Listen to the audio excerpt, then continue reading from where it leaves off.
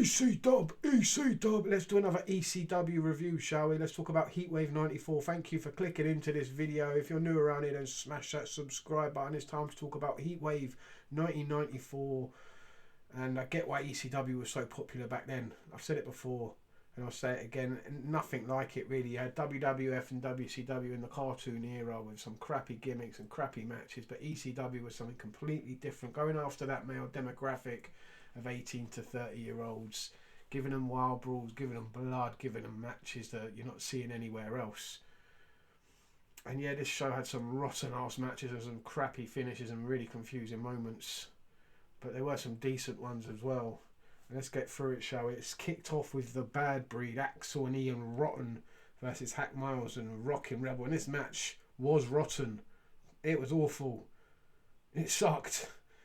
Hack Myers, Rockin' Rebel. I've had enough of watching the Rockin' Rebel so far in ECW in the early days. He was dreadful. One of the reasons why, yeah, this show wasn't very good. Axel and Ian, yeah, never a fan of either of them really. More Axel than Ian. Ian was just dreadful, and this match sucked. Mikey Whipwreck versus Chad Austin. Confusing. Chad Austin wins the title, then gives the title back. Says he used brass knucks or a weapon, but he didn't. Got himself intentionally disqualified for no reason. He'd won the title. That made no sense whatsoever.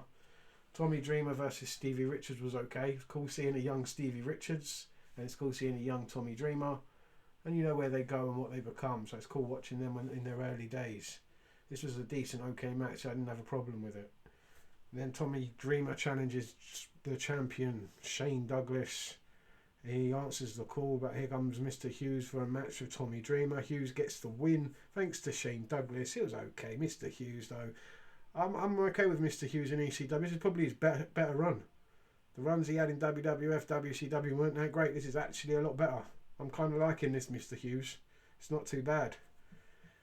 Sabu and Taz form a tag team partnership. Sabu answers the call to become Taz's tag team partner to defeat the Pitbulls in one of the better matches of the show.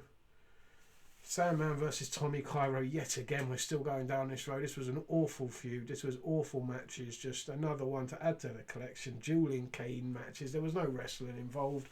It was just two guys whacking each other with kendo sticks. It was dreadful. From start to finish. Absolutely dreadful. Best match of the show, Shane Douglas versus Sabu. Without a doubt. Just all the interference that came along with it didn't help. But it was still a really good match. One of the best the best match on the show. Shane Douglas retains the title. Sabu was fantastic. Then you get the barbed wire monstrosity at the end. Barbed wire tag team match. It was ugly. It was hard to watch. Dory Funk, Terry Funk, Public Enemy. Just it was rotten. It was dreadful. It was just terrible. Public Enemy win by wrapping Terry Funk in barbed wire, putting a bin on him and pinning him. It was dreadful. It was hard to watch. Most of this show was. Highlights for me, Sabu and Shane Douglas. Stevie Richards and Tommy Dreamer. Not a lot else.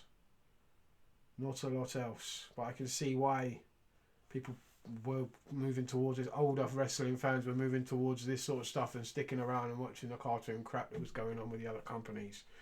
Let me know what you think down below. I'll be back again for another retro review very soon. Thanks for watching. Smash the subscribe button and like and share everywhere. Thank you very much, and I'll see you next time.